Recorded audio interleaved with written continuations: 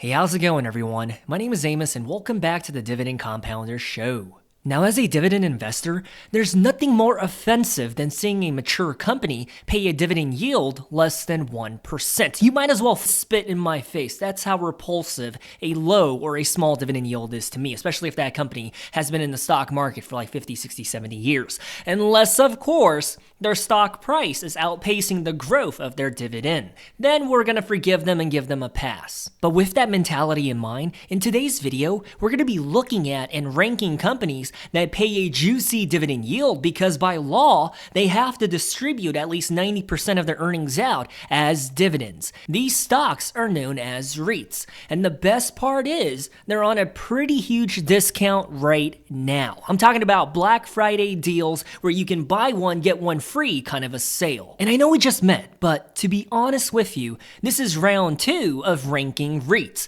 And I would argue more than half on this list that we're going to reveal here in a second are lesser known, and some would even library whisper that they're hidden gems. So why did I decide to make this video? You are able to watch this video right now because a bunch of you left comments and gave me feedback that you wanted more.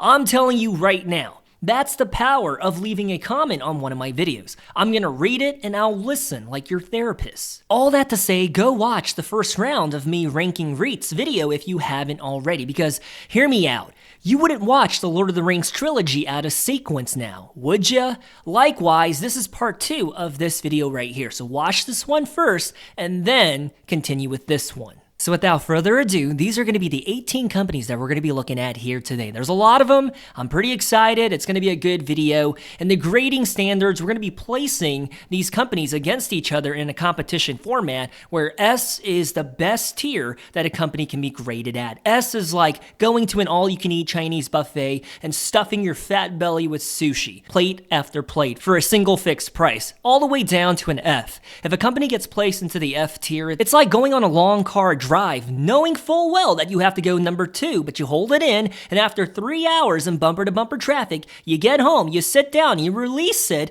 only to find out there's no toilet paper. It's a disgusting and a humiliating situation. If a company is in the F tier, that means it's a very ugly company that I just want nothing to do with. And whenever it comes to comparing and ranking companies against one another, it's absolutely subjective. This is just one idiot's opinion. So to keep things as objective as possible, the 3 metrics that we're going to apply with an equal weighting of about 33% is going to be the AFFO, the adjusted funds from operations. This is basically the free cash flow in the eyes of a REIT. And then we're going to be looking at their dividend profile, the dividend yield. Is it safe? Is it sustainable? Is it growing? And then, of course, the occupancy rate, which is an indicator of how many of their properties are actively rented out by clients, tenants, or customers. And as a benchmark, we're going to be comparing the 18 different REITs in today's video with the S&P 500, which as investors we refer to as the market. Does that sound good? Let's get started with REIT number 1. Iron Mountain, ticker symbol IRM. This is a very bizarre and unique REIT. This is a company that historically used to dispose of sensitive documents for corporations, taking paper copies of contracts and other stuff and erasing their trace from planet Earth. And they also stored precious documents, artifacts, and physical possessions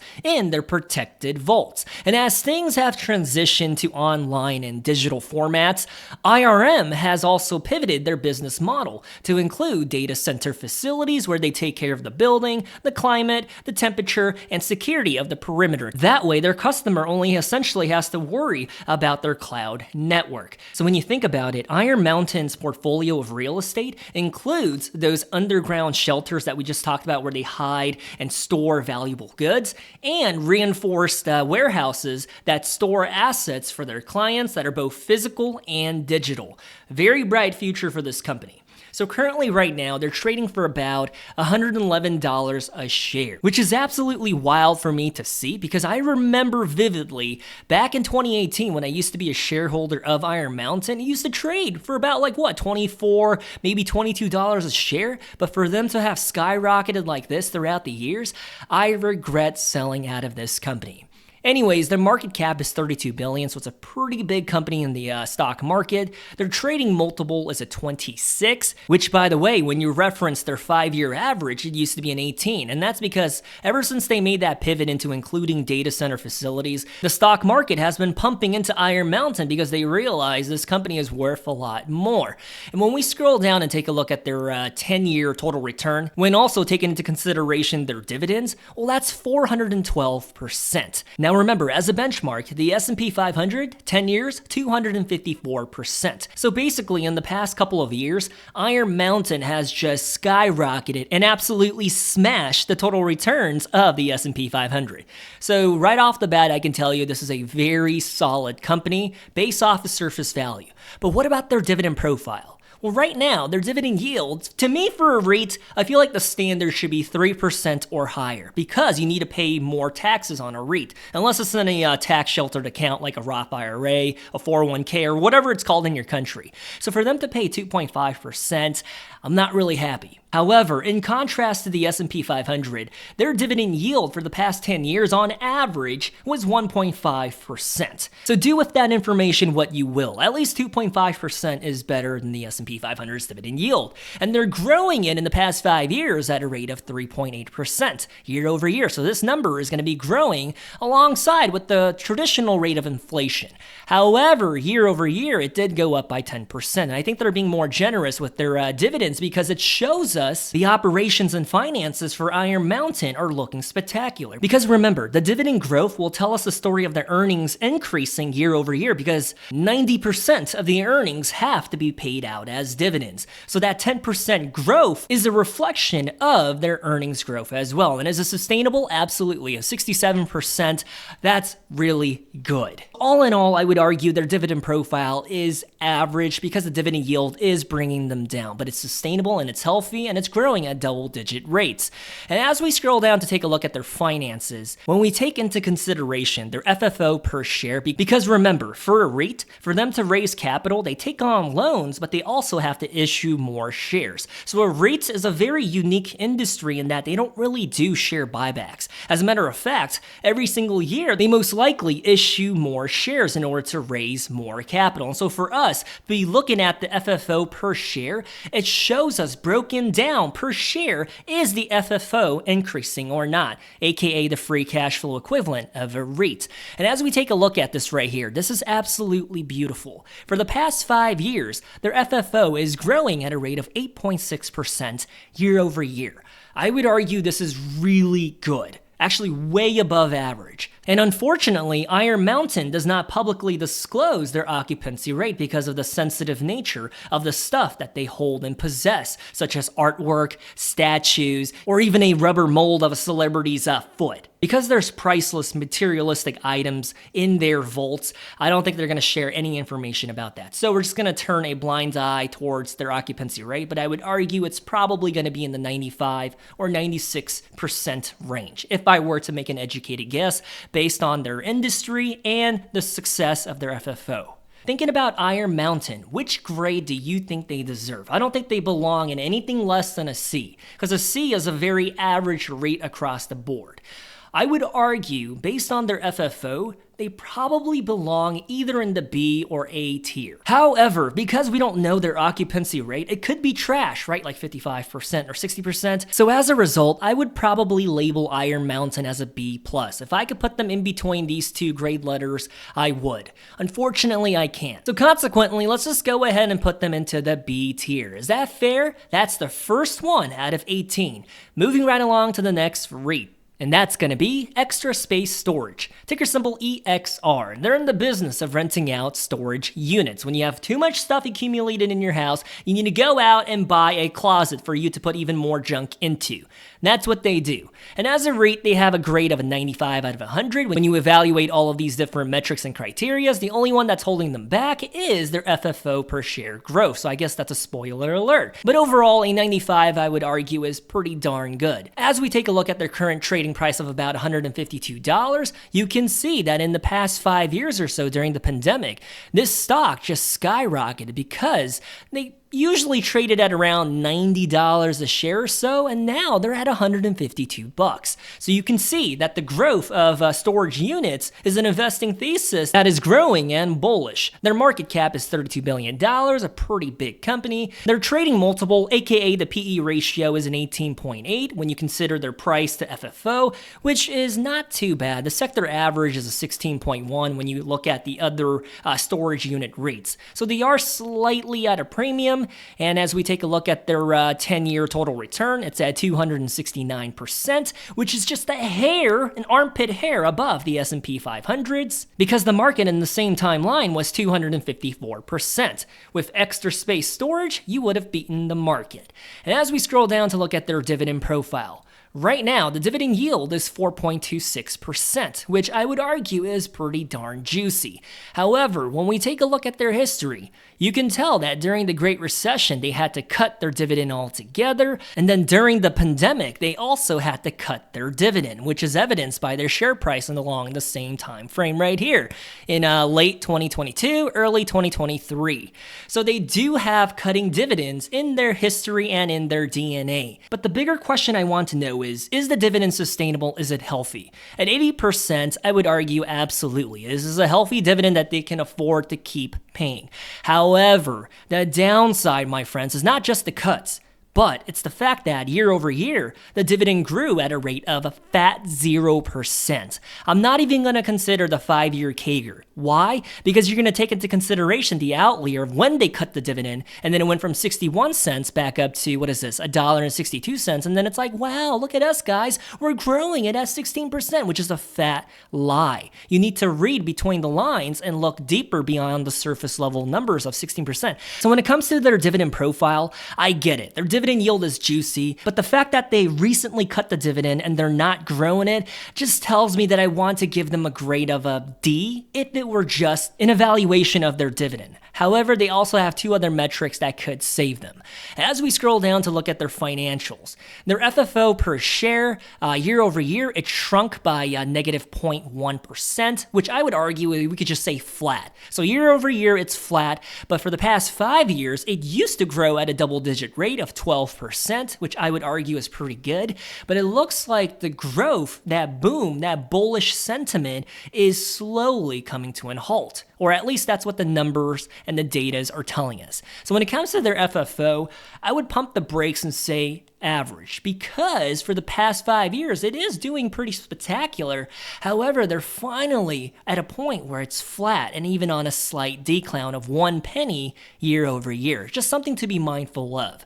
And when it comes to their occupancy rate, we're talking about 94.3%, which is pretty good.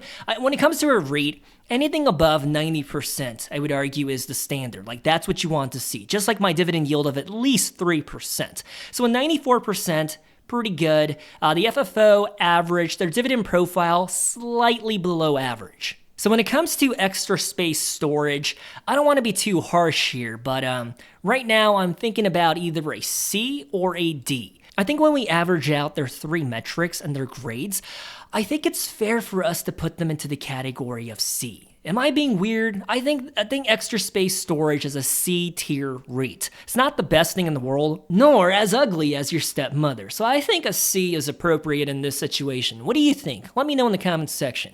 Moving right along to the next company, Avalon Bay, ticker symbol AVB. I don't know why, but when I think about Avalon Bay, it reminds me of that very famous 2000s Canadian singer Avril Lavigne. But anyways, their portfolio consists of apartment buildings where one property will have 300 paying customers on the first floor, second floor, third floor, whatever. And they focus on big metropolitan areas instead of rural country-ass towns like in the middle of nowhere, Kansas or Missouri. And what's interesting about Avalon Bay is that their customer base tends to be high earners for the target area. So their apartments are very upscale and a very bougie place to be. Like, it's going to have a dog wash, a sauna, a gym. More often than not, you're not going to have cockroaches manifested in your apartment. And as a REIT, Avalon Bay received 100 out of 100, which is a perfect score. But let's see, are they actually perfect? To buy one share of Avalon Bay, it's going to set you back about $214 a share, pretty decently priced, and in the past 10 years or so, their total return is just shy of 80%. I know, I hear you. That pales in comparison to the S&P 500's 254%. But when you break that down year over year, it's just shy of 8%, which I would argue is not too bad. But anyways, their trading multiple is a 19.6, and their market cap, they're a pretty big company. As we scroll down to take a look at their dividend profile, their dividend yield is right at that minimum threshold of being a good paying REIT at 3.1%. Could it be higher? Absolutely. I would prefer a 4 or a 5% yield, but I can't find myself to go on Yelp and leave a 1-star review and complain about a 3.1%. I think that's still great, which means you get $6.80 in dividends per year, which is pretty nice. But are they growing it? That's the bigger question, right? Yes, they are growing it. Year over year, it went up by 3%, and in the past 5 years, it goes up by 1.7% year over year. So not the biggest growth, but hey, at least it's still growing, and the payout tells us that it's absolutely sustainable. And as we scroll down even further to consider their financials, their FFO per share is kind of all over the place. But the good news is, in the past 5 years, it is growing at a rate of 6.3%. However, if you look at just year over year, then it's growing at a rate of 3%. But hey, green is still green. And this is what I want to call out. When we think about their occupancy rate, out of 305 different apartment communities and buildings, about 95.6% of their rooms are taken up with a paying tenant. And the average rent is about $3,000. I wasn't joking when I said that this is a very upscale and luxury apartment REIT. And so when it comes to Avalon Bay, there was nothing on paper that screams, I'm absolutely ugly, I'm horrific. Actually, everything was pretty decent. Their occupancy rate was fantastic, their FFO per share was good, and their dividend profile was about average. So I think in all fairness, they belong in the D tier. Is that okay? Nah, I'm just playing with you. I'm pulling on your left nipple. Let's just go ahead and say that Avalon Bay, for what they are, I think they're a very solid A-tier type of REIT. Let's make it a little smaller because we have a lot more companies to get through. The next one is Realty Income Corporation, ticker symbol O. Their REIT grade is 100 out of 100, currently trading for about $54 a share. The market cap is really big at $47 billion. Their trading multiple super low, 13.1. Just picture in your head right now your most favorite company. What is their PE ratio, their trading multiple? Is it less than a 13.1?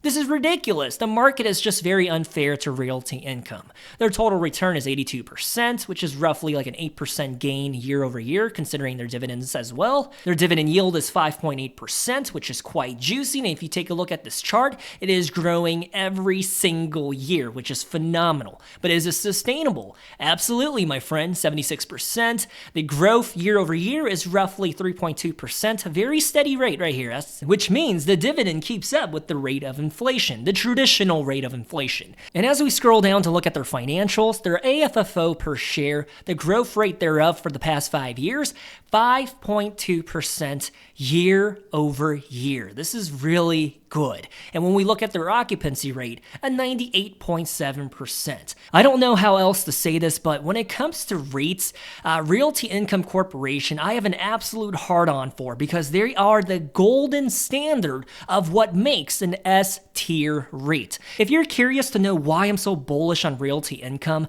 then you have to go watch my video where I did a deep dive for this company and I explain the argument and bold case for Realty Income and why I'm invested thousands of dollars into it. I'm not putting them in the S tier just because I invest into them. They're in the S tier because their numbers and data speak for themselves. A golden standard. All right, friends and family, the next REIT is going to be Regency Centers. This is a REIT that focuses around grocery brands. So they'll have a shopping complex that is catered and anchored with a grocery store. About 80% of their portfolio partners with all of the different major grocery brands here in the US. As we scroll down, you can see some of their big ones are Publix, Kroger, and Whole Foods, which is associated with Amazon. When you think about open-air shopping centers and you're bullish on their future, well then that's Regency Centers. Ticker symbol Reg. I just want to call them Reggie. Okay, we're going to refer to them as Reggie. As of right now, their dividend grade is 100 out of 100, which is spectacular. They're currently trading for about $71 a share. Their trading multiple multiple is 17 on the dot. Market cap is pretty big, 13 billion. Their total return could be a little better, but it's 61% for the past 10 years, which is roughly 6% year over year. When we look at their dividend profile, friends and family, their first blemish. You can see that right here. During the Great Recession in 2009, they did have to cut the dividend. It went from 72 cents every quarter down to 46 cents every quarter. But as it stands right now, their dividend yield is about 3.9%, which means the payout is $2.82. So the dividend yield as of right now, juicy, but they do have cutting the dividend in their DNA and history. For me, when I find out that a company cuts the dividend, it's like giving me a sack tap. Someone coming and just slapping my left testicle. I'm just not amused. I'm not happy about that. But are they growing it, and is it sustainable? It's sustainable, friends and family, 66%, and they're growing it at a rate of 4.4%. Now I'm going to tell you this right now. If they did not cut their dividend in the Great Recession, I would give their dividend profile a pretty high and a worthy grade of like an A. However, because there are cuts, it is going to dock them a few points. And as we scroll down to look at their financials, as of right now, their FFO per share is kind of all over the place, but it is going in the right direction. And I say that because back in 2015, it used to be $2.68 per share, the FFO, the free cash flow, quote unquote. And as of right now it's $4.23. Sometimes it goes up, sometimes it goes down. But all in all, I would argue their growth of their FFO per share is not too bad. The occupancy rate, I would argue, is fantastic. I think this number right here is a little misleading because when you consider their 5-year CAGR, which is the compound annual growth rate, then it puts this outlier number into the equation, right? Going from 2020 to 2021. So for this to go to this, that's a huge increase. And so it skews the data and the numbers. So I think when it comes to Regi, it's more appropriate for us to just consider the past 3 years. And that means it's growing at a rate of 1.7%. All that to say, when it comes to Regi, I don't think they deserve to be in the S tier with Realty Income. I also don't think they belong in the A tier. I think what's more fair for them is somewhere like right here, a C+. However, if someone were to hold a hammer to my right nipple and was like, pick one or I'm gonna smash it, then I would probably put them into the B category. Although they did cut their dividend, it seems like they do reinstate it right away as if they never missed a beat, and their FFO per share looked pretty decent, and their occupancy rate was not half bad. As a matter of fact, it was above average. So I would argue, let's just go ahead and put them into the B for now. Later on, we might make some adjustments and they might drop down to a C, depending on the different companies, because if there's too many companies in the B tier, we are gonna kick one of them out. All right, boys, the next REIT is going to be American Homes for Rent, ticker symbol AMH. They basically own a portfolio full of family single homes in entire neighborhoods for rent, as the name implies. It's kind of like when someone chooses and labels themselves as a real estate investor. They buy a house and then rent it back out, Airbnb or whatever they choose to do, but on a scale that has steroid syringes hanging out of their left butt cheek. Case in point, this is the footprint map of all of their different properties and where they choose to do business in. And as you can see, they have over 58,899 properties. That is absolutely bonkers. In 21 different states across the US, and on average, they charge about $2,200 a month in rent for all of those different properties. That is just a mind-boggling number. And as a REIT, American Homes for Rent has a grade of 100 out of 100, perfect mark in every single metric and category. Their price right now is $34.60. Their market cap is $12 billion, and the trading multiple is a 19.8. When you take a look at their total return, it's pretty good at 130%, or just shy of. Please don't be that wise guy that says, hey, wait a minute, mister, it's 129.8. Shut up. We're just going to round up and say 130. As we scroll down and take a look at their dividend profile, because that's what I care about, and it actually looks pretty decent. A 3% dividend yield. That minimum threshold, if it's less than 3%, I don't like you. But 3.01%, okay, you're invited to the cookout. The payout ratio tells us that it's absolutely sustainable at 59%. The sector average is 66%. So that's pretty good. And I thought for a second my eye was playing tricks on me because this gap right here looks like a cut. However, upon a further examination, September of 2020, they paid a dividend. And then in December of 2020, they paid a dividend. So they did not cut their dividend. As a matter of fact, for the past 5 years, they're growing their dividend payout. This number right here, $1.04 at a rate of 55% year over year. I think that's absolutely wild. However, that's absolutely not sustainable because as you can see, year over year, it only grew by 18%. So going forward, if I were a betting man and I had to make an educated guess, I would say their dividend is probably going to grow at a rate of like 15 to maybe 16% year over year, which is still really good. So all in all, when it comes to their dividend profile, I think this is superior. This is really good. Now, in a perfect world, the dividend yield would be at least 4 or maybe 5%. But when it's growing at double-digit rates, I can't complain too much. And as we scroll down to take a look at their financials, their FFO per share, the 5-year CAGR is 15% year over year. More realistically, let's look at year over year, 5%, which is still really good. This is a very excellent company that I've never heard of until I started to look into them for this video, and I looked through their investor presentation, and I like what I see so far. The occupancy rate across 59,900 properties is 95.1%. That is absolutely wild. What I'm trying to say is that this company came out of nowhere to shock us with some really good numbers. Honestly, I can't find anything wrong with this company except maybe that this is me just being a whiner, that their dividend yield is not at least 4%, but everything else was really amazing. I think this is the definition of something that belongs right here, C. No, I'm just kidding. I am debating whether or not to put them into the S or the A. I think as of right now, American Homes for rent, they're going to be in the A tier. The reason being is that even though their dividend profile was amazing, if this wasn't a REIT, that would be an S tier dividend profile. However, because the dividend yield is slightly above 3%, that's what's going to hold them back. Otherwise, I think this is an S-tier caliber REIT, and this is a really solid company. Wow. The next REIT is Host Hotels and Resorts, ticker symbol HST. Now, their portfolio of REITs include luxury and elite hotels in places like Hawaii, Miami, New York City, the kind of places that you visit to go on vacation after working as a trucker for 30 years and you finally decide to retire. So it's not the type of hotels that you decide to stop at for an overnight stay when you're driving to visit the in-laws from New York to Wyoming. No, these are the places at the most bougie and luxurious locations. And when we look at Host Hotels and Resorts dividend grade, they have an 81 out of 100. What is holding them back is their FFO, otherwise, quote unquote, their free cash flow from their operations. Not good. And as we look at their share price at $16.94, okay, that's pretty cheap and affordable. Their market cap, $11 billion, pretty big company. The trading multiple, oh my goodness, single digits, 8.6.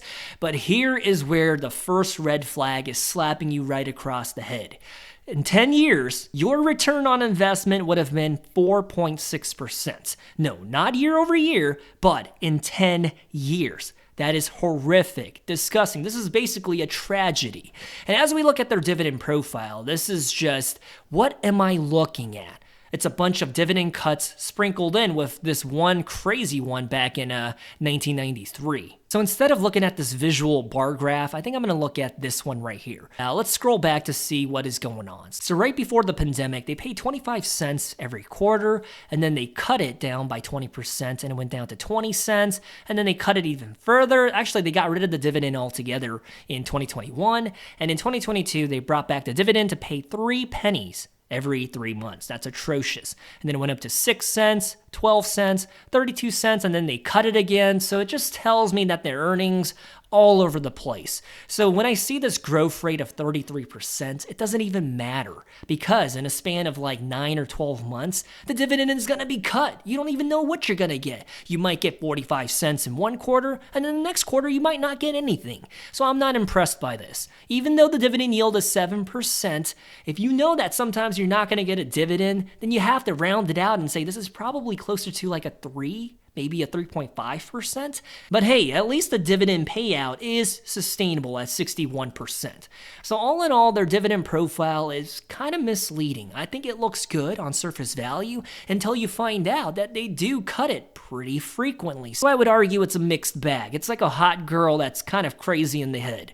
As we scroll down and look at the financials, the FFO per share is also all over the place. Sometimes it goes up and sometimes it goes down.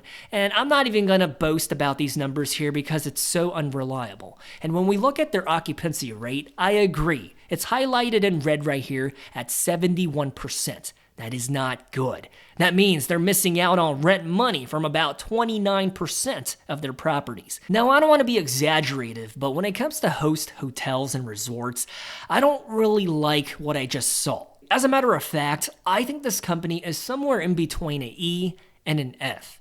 I feel like F might be a little too harsh for the time being, so I think as of right now, let's just go ahead and shove them right here in E, all by themselves because they're in timeout for cutting that dividend so much. I get absolutely triggered when companies decide to cut their dividend. And thank you. As a matter of fact, my pronouns are burger, buns, and cheese, okay? The next REIT is going to be Omega Healthcare.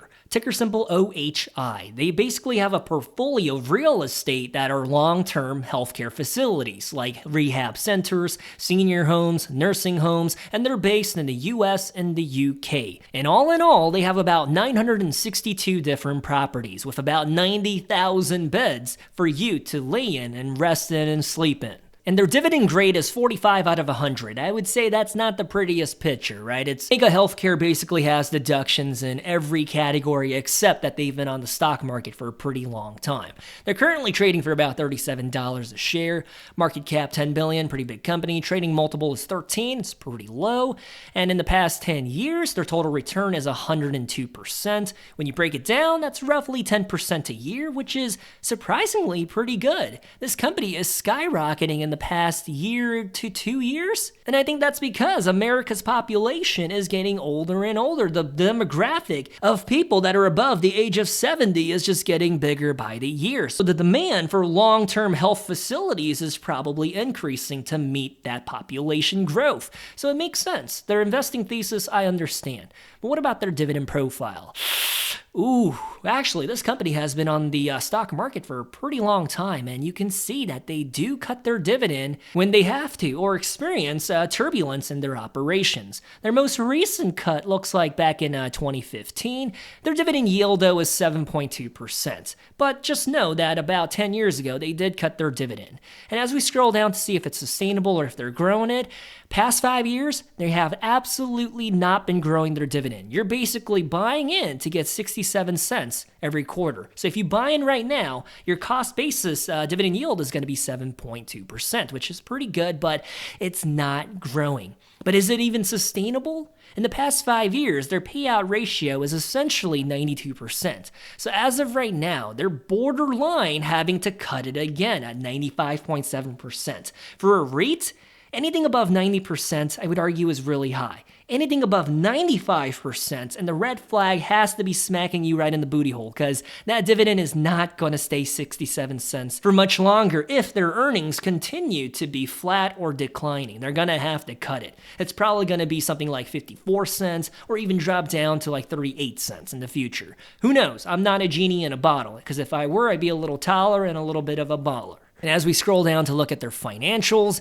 their AFFO per share is just all over the place. Their 5-year CAGR is negative 3.4% year over year. Atrocious. What about their occupancy rate? 80%, also below average. So their AFFO per share below average. Their occupancy rate, pretty ugly. I'm not going to say horrific, but it's pretty ugly. And their dividend profile is kind of like making out with your cousin. It's not the biggest thing to be proud of. So all things considered, I think Omega is a perfect company to join host hotels and resorts. I think they belong in the E tier. I wasn't happy with anything that I saw. I mean, the dividend yield is juicy until you see that it's not going to be sustainable. So enjoy it while it lasts, basically. That's Omega Healthcare REIT. The next REIT is CubeSmart, ticker symbol CUBE, which I think is pretty fancy and clever. Their dividend grade is an 88 out of 100. The FFO is what is holding them back. Currently trading for about $41 a share, and it looks like they had a huge increase in their share price in the past 4 or 5 years, and their total return in the past 10 years is 174%. Pretty good, I'm not gonna lie. And their market cap, it's a mid-sized company, and their trading multiple is a 15.7. Let's see if they're any better than Extra Space Storage, because they're basically operating in the exact same space. Because CubeSmart is in the storage units REIT business. They rent out storage units for people to put their junk into.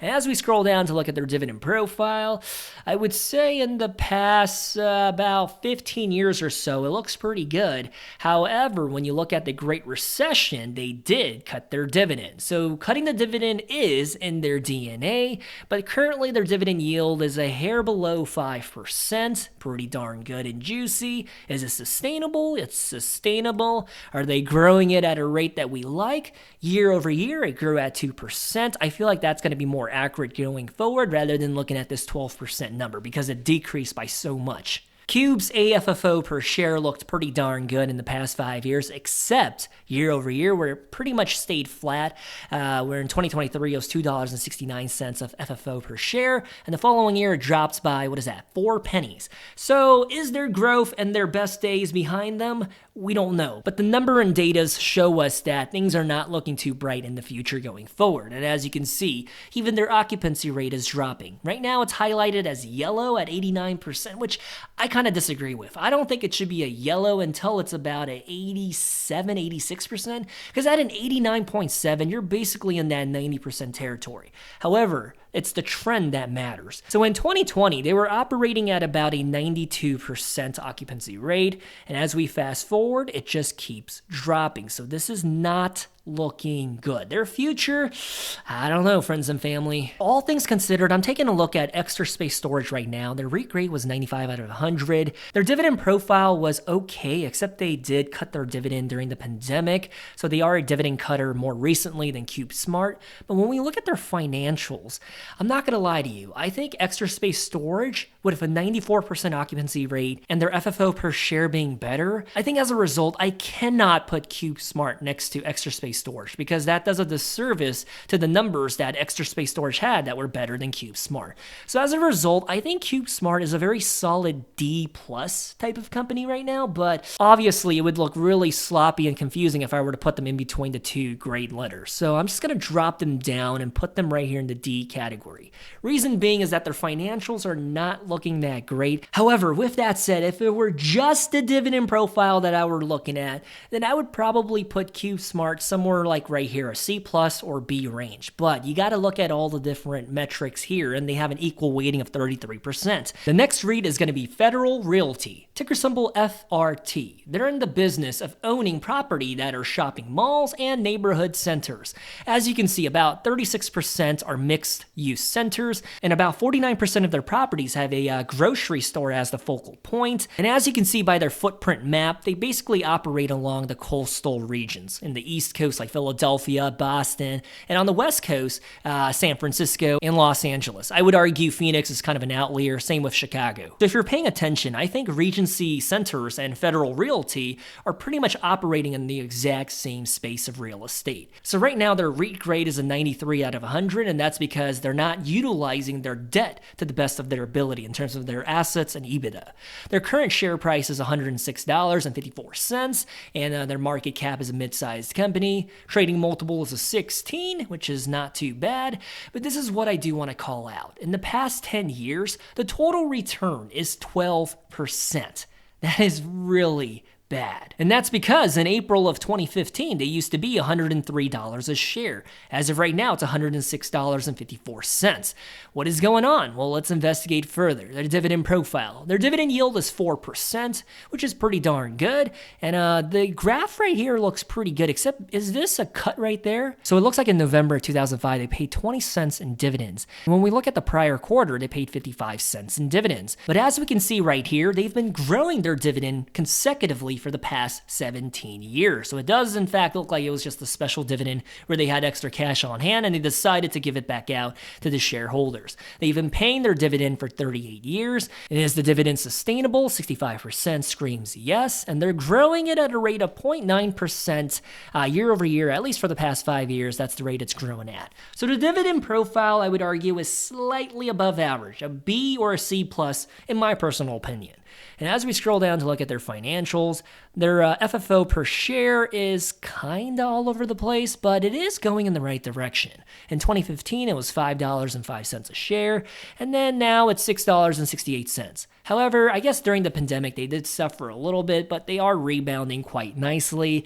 The year-over-year CAGR is a 2% change. I think that's more accurate than to include this outlier right here and then say, oh my gosh, 11%.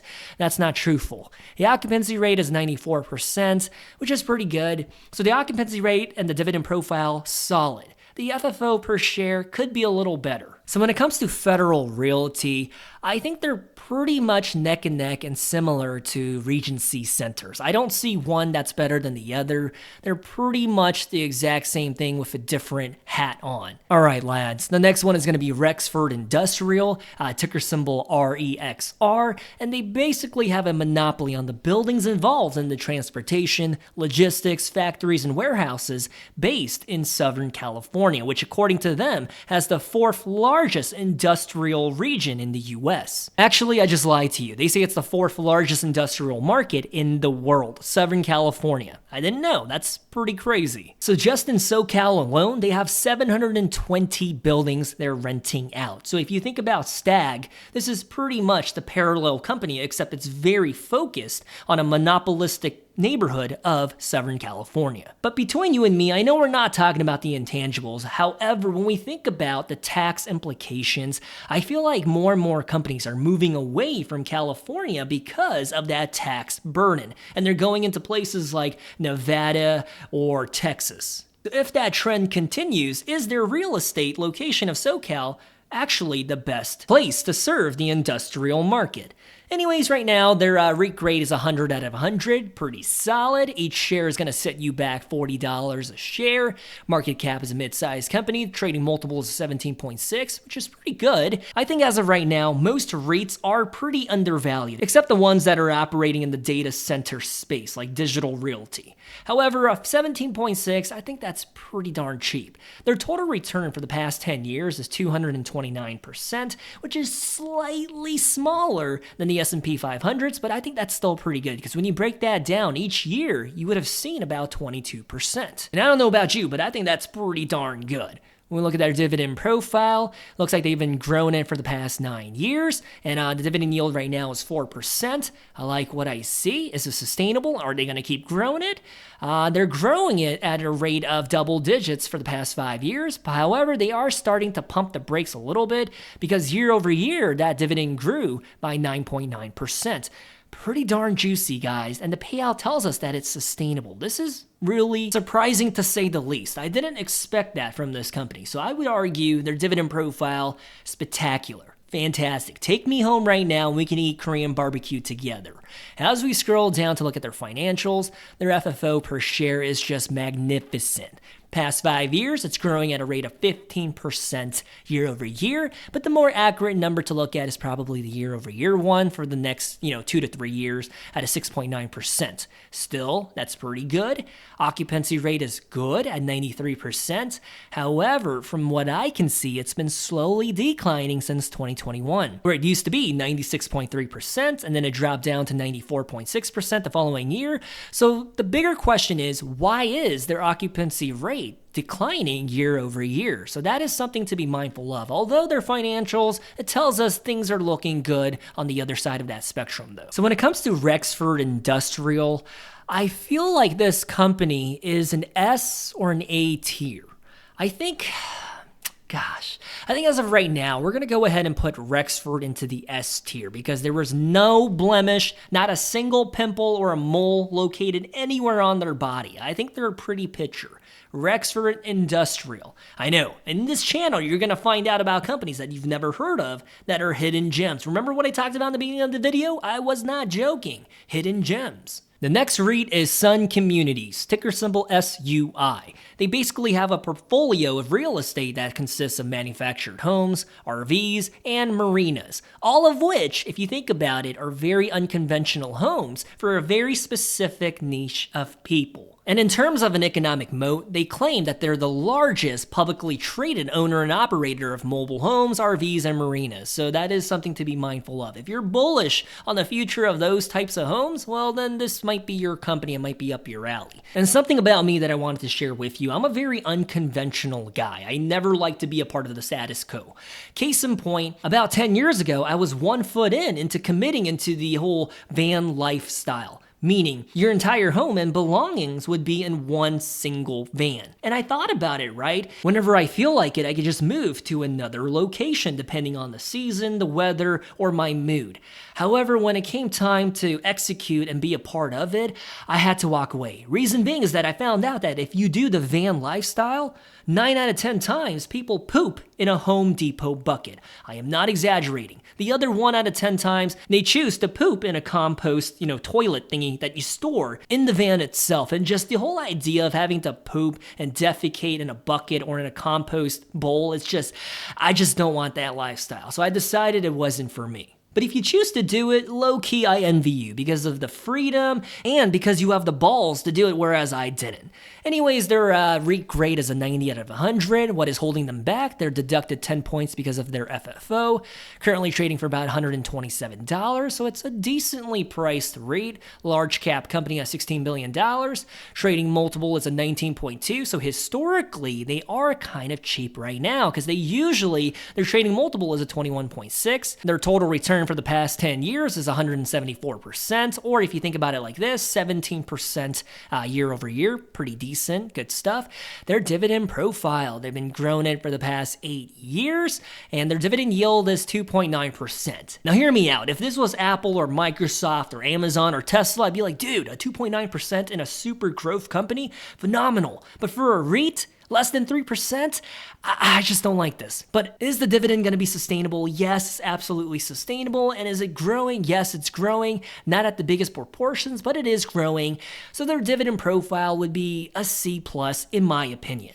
As we scroll down to look at their financials, their FFO per share was growing in the right direction up until 2022, and then it started to decline, which is not a good thing. Case in point, year over year, it declines by negative 6.6%.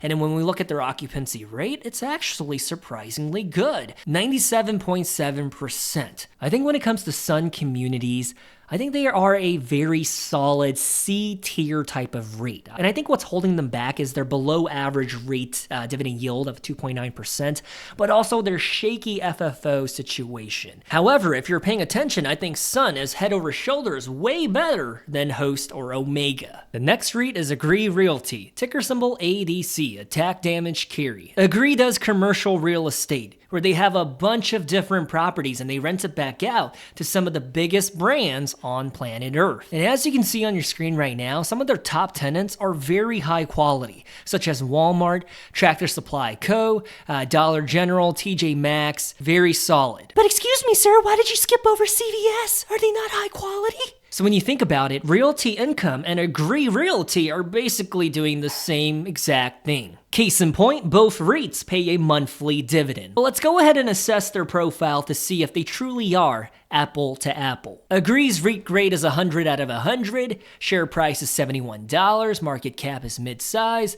trading multiple is a 17.6, that's pretty good. Their 10-year total return is 249%. Barely below that of the S&P 500, but man, that's actually pretty impressive. So far, so good. When we look at their dividend profile, upon further review, this is not a dividend cut. This is when they decided to go from paying the dividend every 3 months or every quarter down to every single month.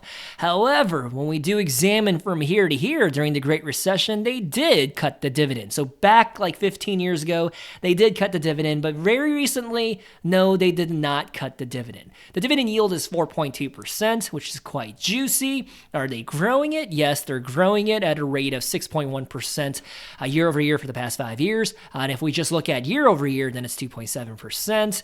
The payout says it's sustainable, but they did cut their dividend about 15 years ago. So that is a demerit that we're going to slap them on the wrist for. Scrolling on down and looking at their financials, their AFFO per share is pretty similar to Realty Income. It's growing at a rate of 6.4% year over year for the past 5 years. And then year over year, it grew by 3.5%. Pretty good. Their occupancy rate is spectacular. 99.6%. That is what I'm talking about. That means almost all of their properties have a paying customer paying rent to them every single month. I love to see that. And by the way, I want to give a shout out to those of you that recommended that I look into this company because they were not on my radar prior to making this video. But after looking at their material, their numbers, and their data, it's a pretty solid company. I think if we look at just the past 10 years, then Agree is outrageously an S tier. However, when you take into consideration that dividend cut that happened 15 years ago, then that blemish would bump them down in the A category. So it really depends on if you're looking at it holistically and assuming that in the next 5 to 10 years they're going to cut the dividend again, then you're probably going to bump them down to an A. However, based on what I saw in their performance in the stock market and how they're crushing every metric and fundamental, it seems like this company is on the up and up, especially in regards to Realty Income. I think they're both solid, stable, reliable, monthly dividend-paying companies. So for me, I know this might be diabolical, this might be controversial. I'm going to put them right here into the C. Moving right along to the next REIT company. I'm just kidding. Stop it. I know you're about to pause the video to leave a dislike and a long comment about how I'm an idiot. I was joking, all right? They're an S tier. Agree Realty, REXR, and Realty Income.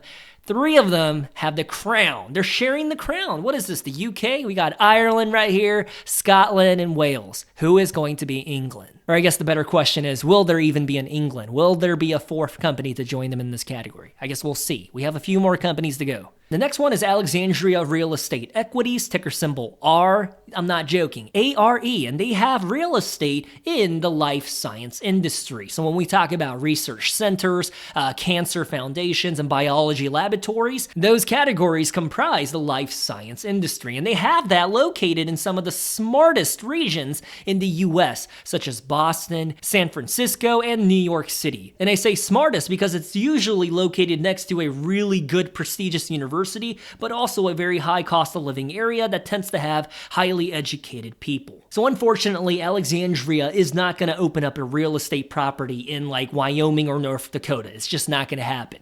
Anyways, let's take a look at what's going on. Their REIT grade is 100 out of 100. Each share is going to set you back about $101. Market cap of $17 billion tells us that it's a really large company in the stock market.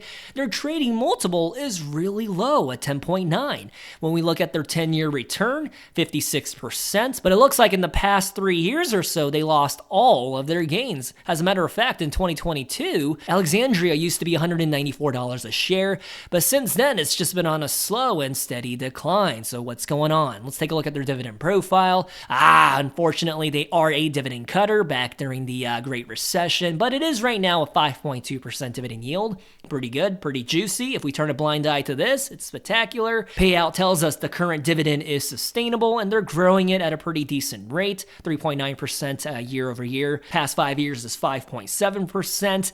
When we take a look at their financials, let's see. The FFO per share is quite delicious. This is beautiful, going in the right trend, and it's growing year over year. Their occupancy rate is 94.7%, and Alexandria reached a high of 97.3% occupancy rate back in 2018. However, since then, it's been pretty stabilized at around the 94% mark. So when it comes to Alexandria, I would argue in the past few years or so, especially the current tense, things look okay for them. As a matter of fact, their FFO situation is really good. Occupancy rate was spectacular. The dividend profile was good as well. It's just the dividend cut kind of shoves a pineapple right up my booty hole because I'm trying to conclude where they belong. I definitely think if it weren't for that dividend cut, no hesitation, A tier. However, because of that cut and the fact that in the past 2.5 to 3 years, their stock price is getting demolished, I think Alexandria is worthy of a B-tier REIT. The next REIT is going to be Mid-America Apartment Communities, ticker symbol MAA, and they're in the business of having apartments in their real estate portfolio. And as the name might imply, their properties exist in the southern half of the U.S., and their top 10 markets, I would argue, pretty solid. These are all good second-class metropolitan areas because it doesn't include New York City, San Francisco, Seattle, Portland, Chicago, Detroit. It doesn't have the big names, but it has the decent-sized markets, which to me sounds like a pretty sound strategy because a lot of people are realizing that it's unnecessary to live in New York City or San Francisco when you can pay half the rent and your cost of living goes down by 50 or 60% if you just move to Florida or Georgia or Alabama. So if you're bullish on that thought process, I guess Mid-America Apartment Communities aligns with your vision. Mid-America's REIT grade is a 90 out of 100. Their FFO growth is holding them back. Spoiler alert. Each share is going to set you back about $148, and their market cap is a pretty big company. Their trading multiple is an 18.5. Pretty decent. It's not too overvalued in my opinion. And their 10-year return, despite the fact that their stock price got absolutely crushed in 2022 all the way down to last year, it's still 178%. Broken down year over year, that's a 17% gain every single year. So that's pretty impressive. And when we look at their dividend profile, it's a 4% dividend yield, which is quite juicy. And they've been paying a consistent dividend for the past 32 years. And they've been growing it for 2 years in a row. So as you can see, sometimes that dividend is going to be stabilized and be the exact same number that it was 5 or 10 years ago. But when times are good, they do increase it, but they don't increase it frequently. And when we take a look at their dividend payout ratio, it's 75%, which says it's sustainable. But all in all, when we take a look at their dividend payment history, it looks like at the start of the pandemic, it was $1 every quarter. It was up by 4% year over year. And then let's see what happened here. It increased by 2.5% January of 2021. And then let's see. So there's the dividend decrease right there in 2021. And then it went up by 6% and then another 14%. And it went from $1.25 to $1.40, an increase of 12% in the span of 6 months. And then it increased again by 5% at $1.47 per quarter. And now very recently it went up by 3.1% year over year. So I think this number right here is kind of wonky because it's all over the place.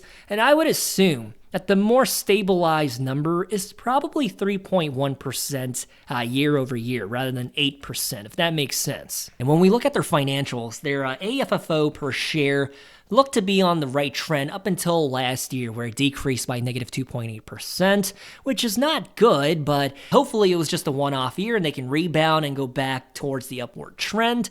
Occupancy rate is pretty solid. What's this dip right here? 2018, it dropped from 94% to 86%. So that is something to be mindful of, like what happened there to cause that huge drop off. But all in all, a 95% occupancy rate, pretty good. Their AFFO per share looks pretty solid, except this year over year trend that was a decrease. So when it comes to Mid-America, I feel conflicted.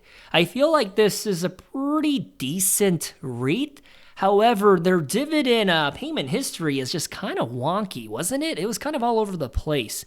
So consequently, for me, I'm going to have to put Mid-America into the C tier. I think it's a very decent company. It's not ugly. However, it's not the brightest bulb either, which is why I think a C grade is pretty fair for that company. All right, friends and family, the next REIT is Essential Properties Realty, ticker symbol EPRT, and they cater towards middle market businesses like restaurants, car washes, convenience stores, and grocery stores. What you see on your screen right now is their breakdown of all their different business segments. So basically, I think of Essential as the ones that are giving the building and properties to the customers of BDCs like Main Street Capital or Ares Capital. Companies and businesses that are not big box brands or huge retailers, but rather mom and pop shops that might have a chain in a local neighborhood or in a specific region. As I scroll down, you can see some of their featured properties are lesser known companies and businesses, but in their specific neighborhood, operationally, they're doing fine. Essential Properties REIT grade is a 92 out of 100. What is deducting 8 is the fact that they have not been publicly traded for a very long time. It looks like they debuted in 2018.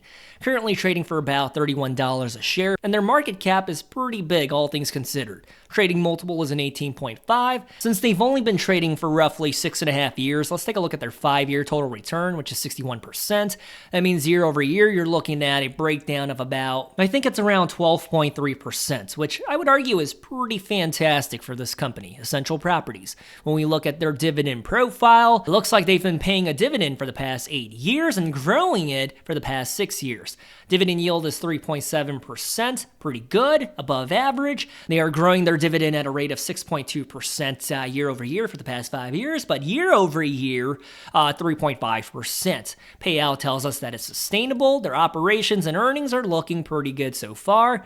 When we look at their financials, their AFFO per share, this is a pretty good picture. I mean, they had a weird year right here in the pandemic. We'll give them a pass on that. I think a lot of real estate businesses were struggling, but for the most part, I think this is spectacular. 2018, they posted 78 cents of AFFO per share, and now they posted $1.70. So the 5-year CAGR spits out 11.4%, which I think is pretty good. And now check out this difference. Because they cater towards lesser known brands and businesses, their occupancy rate is 99.9%.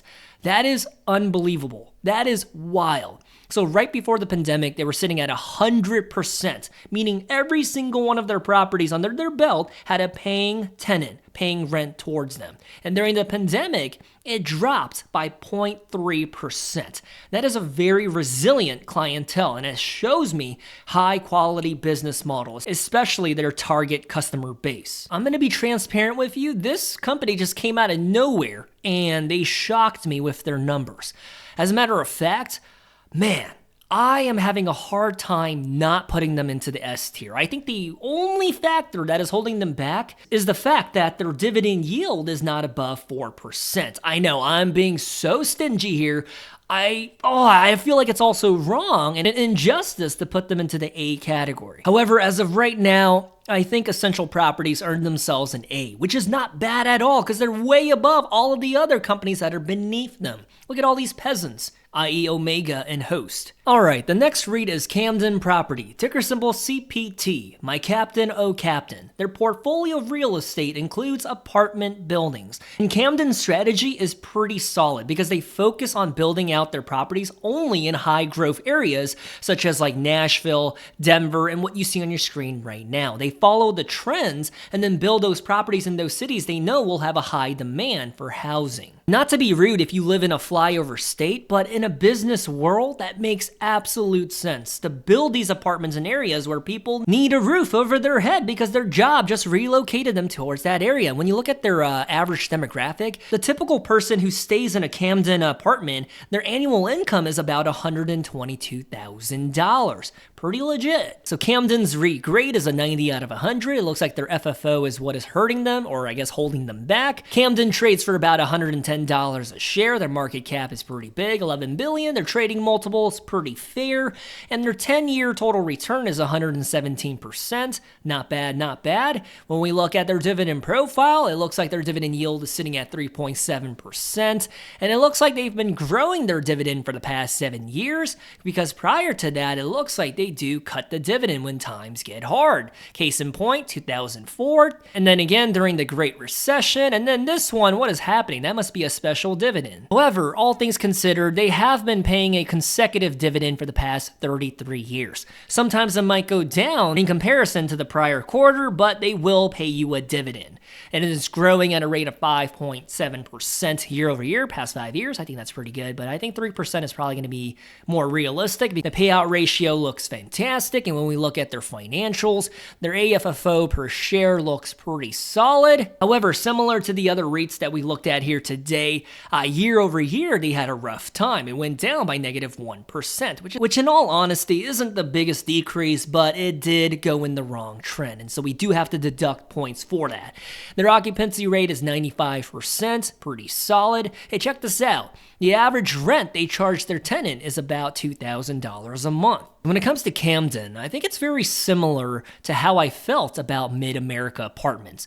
I think both of these apartment REITs, pretty similar vibes, future prospects, numbers. So I think Camden is going to be a solid C tier REIT. And now, my friends and family, we're about to move on to the very last REIT of this video. And you don't want to miss out because it's a cool one. And I say it's cool because it's Medical Properties Trust. Very popular in the dividend investing community, either for good or the bad things. Ticker symbol is MPW. They basically have real estate in the hospital space. And no, I'm not talking about hotels or motels, but actual hospitals that serve patients with physicians. And they are based in the US, Europe, and in Colombia, down in South America. Their REIT grade is a 30 out of 100. Let's see what's deducting points for them. Their debt is an ugly picture. Their dividend growth is a 0. Their FFO is just atrocious. So let's see what's going on. Each share is about $4.69. Very nice, 69. Market cap is mid-tier, $2 billion. Their trading multiple, this is weird, a 4. That is really low. Their 10-year total return is negative 30%. Wow, that's fantastic. And their dividend profile is a 6.8%. And it looks like they cut their dividend pretty frequently. And in the past 3 years, they've just been cutting it every year. So not a pretty picture. Even though the yield is juicy, this is what I would label as a value trap. Their dividend growth is negative 46% year over year. The payout, yeah, it tells us that it's sustainable, but hey, it's going to get cut. And the following year, you're going to get even less dividends. As we scroll down to look at their finances, their FFO per share, I mean, this is pretty bad. It's red across the board. And when we look at their occupancy rate, they're not even disclosing anymore. However, back in 2022, they did boast a 99.5% occupancy rate. I find it hard to imagine that there's a hospital just sitting vacant. So if I were to assume, then I would think that all the hospitals are rented out, either for medical purposes or as like a strip club. They're not just gonna have a random ass hospital not having someone pay them. So when it comes to medical properties, I think even if you're a Republican or a Democrat, or if you're ugly or stupid or if you're smart, I think we can all shake hands and agree that medical properties is a pretty solid B-tier company because of their high dividend yield. Just kidding. Would I ever do that? Absolutely not. Medical properties, more appropriately, should be in the F tier. Congratulations, MPW. You are the only one in the F tier out of all of these different REITs. That actually takes a lot to accomplish. All right, I'll tell you what, my guy.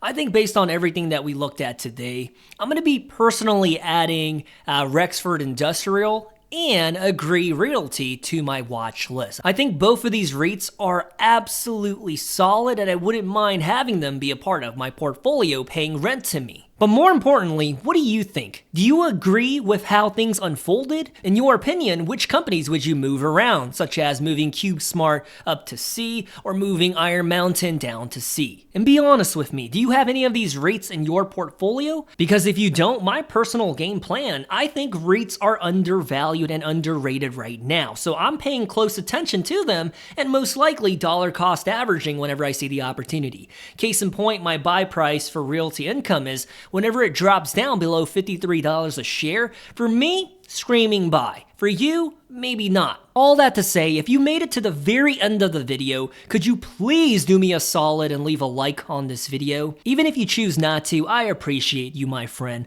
I love you, stay safe, and I'll talk to you very soon. Peace.